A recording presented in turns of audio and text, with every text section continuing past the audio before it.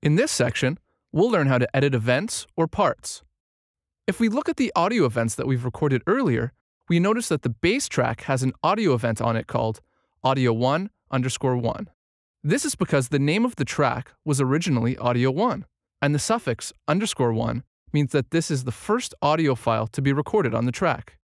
Naming your audio files keeps your project clean and easy to understand.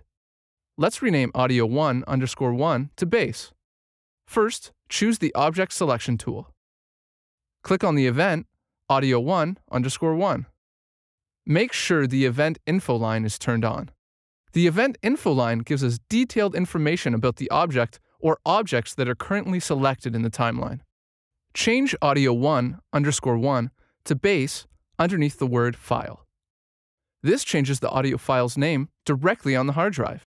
Notice that our audio event now says bass. You resize an event by adjusting the start and/or end of the event.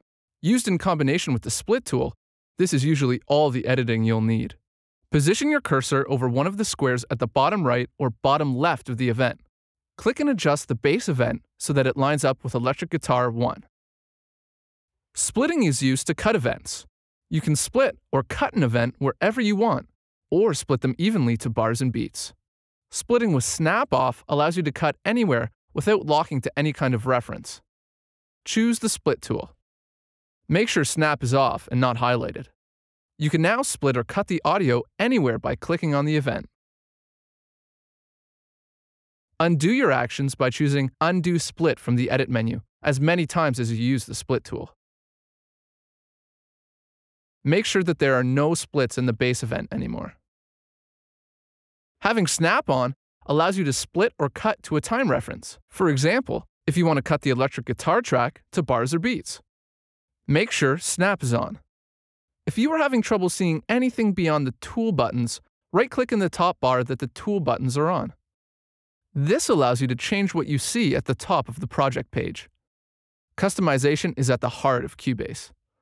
Choose Default so that if you changed anything, it will return to the default settings. Next, right-click again and choose Automation Mode so that it is hidden from view. Now we can see enough for us to continue on with the split tool. With most of the snap features in view, choose Grid to the right of the snap button. This means we'll be snapping to a grid. Next, choose Bar as the grid type. This means you'll split things into bars. Let's cut on bars 6, 10, and 14.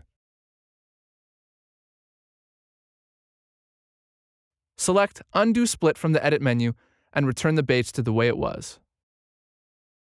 Hold down Alt on the PC or Option on the Mac. Click on the bass event at bar 3, and the length of the split will be repeated until the end of event. You can try this with snap on or off. Using the Glue tool allows you to join events together that have been cut using the split tool. Choose the Glue tool. Glue together the split events and the electric guitar track by clicking just before each split. Let's make sure we glue all of them. Moving events allows us to simply move an event from one part of the project page to another. Choose the Object Selection tool. Click and hold the mouse once on an empty area of the project page. Drag to create a selection of all the events. Then let go of the mouse. With all of the events selected, click and drag them to bar 1. Click once on an empty area of the project page so that no event is selected. Copying can be used to copy an event to another area on the project page. If you want to make many copies, see the section on repeating coming up next. To copy an audio or MIDI event, click on the event you wish to copy and choose Copy from the Edit menu. In our case, let's choose the Electric Guitar 1 event. Position the cursor at the point in the project that you wish the copy to be made. We'll put our cursor at bar 17. Make sure you click on the track that you want the copied event to be copied to. Choose Paste from the Edit menu. Always note the track you have selected before choosing Paste. Now we have 2 guitar events. Note that we also copied the takes that were in the guitar track. We can use these later. With the Object Selection tool, hold down Alt on the PC or Option on the Mac. We are going to copy the Guitar 2 events. Remember that there are 3 events since we use stack recording to record them. Select all of the Guitar 2 events by clicking and dragging as described in Moving Events. Click and hold the selected events and drag to the new position you wish the copy to be made. Repeats are great for repeating something over and over directly after the event you want to repeat. Click the bass event with the Object Selection tool. Choose Repeat from the Edit menu. In the dialog that opens, choose how many copies you wish to make by increasing the Count field. You can choose to select Shared Copies if you want. Shared copies allow you to make aliases to the original event. This means that if you make changes to the original event, such as processing or editing, the copies will reflect those changes. This is a big time saver. Click OK, and the repeat will be directly placed after the bass event. Muting an event stops you from hearing just that event. You may want to mute events in a track so that the track continues to play except for the events you mute. Note that this is different from muting a track. Choose the Mute tool. Click once on the event you wish to mute. To unmute an event, click on the muted event with the Mute tool, and it returns to normal. If you drag with the Mute tool, you can mute a number of events at a time. Equally, this will unmute events that are muted. You can add a fade to an event to give the effect that the event is fading in or fading out. Choose the Object Selection tool. Click on the event you wish to add a fade to. Notice the blue triangles that appear at the top left and top right of the event. Click on one of the blue triangles and move it so that a fade appears.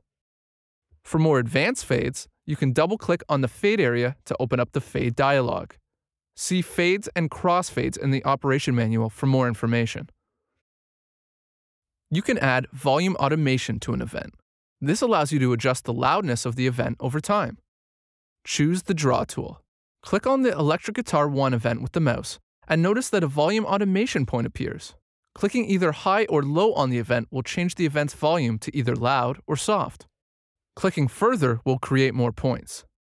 As you create more and more volume automation points, you are adjusting the volume of the event over time.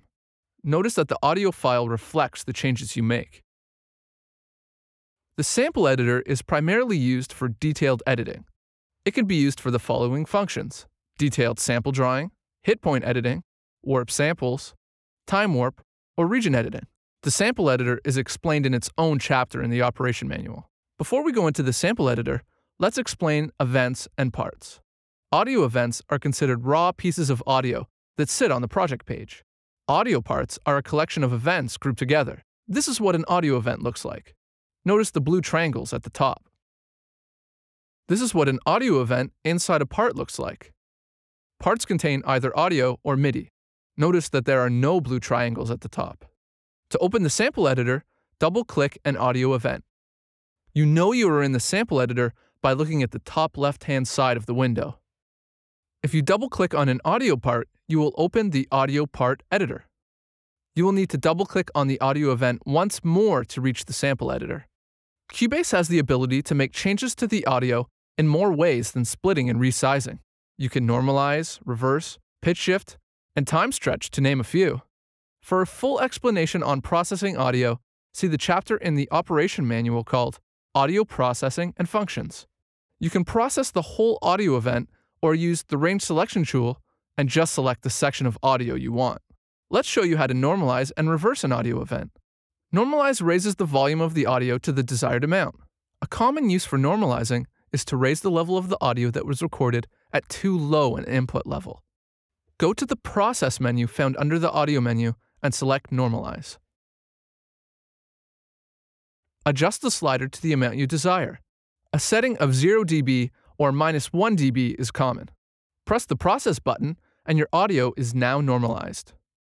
If you have copied events on your project page, this dialog will open. It asks if you want all the copied events changed, or if a new version is going to be created so that only your selection is affected. Reverse. With the Object Selection tool, click on the audio event you wish to change. In our case, let's pick the bass audio event. Go to the Process menu found under the Audio menu and select Reverse. Offline Process History. When you process audio, the audio is not permanently changed. Instead, Cubase remembers the changes and stores backups of your files. You can then come back to the processing, make changes, swap the processing with other effects, or remove all the processing entirely.